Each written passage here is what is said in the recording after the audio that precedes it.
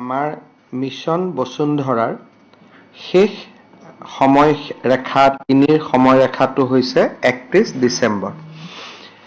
কিন্তু আমি এটা কথা বিভিন্ন জনৰ পৰা এটা আপত্তি পাইছিলো যে যিখিনি নামঘৰ মন্দিৰ বা ক্লাব বা এডুকেশ্যনেল ইনষ্টিটিউচনে বসুন্ধৰা তিনিত মাটি ল'ব খোজে তেওঁলোকে প্ৰথমতে পঞ্জীয়নভুক্ত হ'ব লাগিব।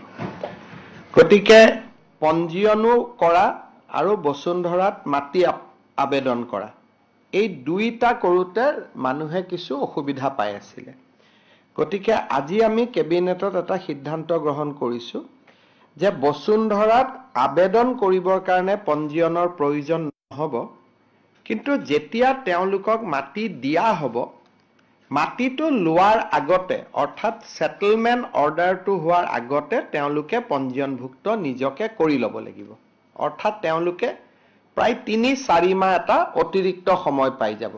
প্ৰথম আবেদন হয়, আবেদনৰ পিছত আবেদন পৰীক্ষা হয়, ভূমি উপদেষ্টা সমিতি বহে আৰু ভূমি উপদেষ্টা সমিতিয়ে সেই অনুষ্ঠানটোক অফাৰ অফ সেটেলমেন্ট দিয়ে।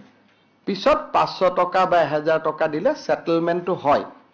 এই যেটো অফাৰ অফ সেটেলমেন্ট হ'ব সেই সময়ত পঞ্জীয়নৰ কাগজ দিলেও হ'ব।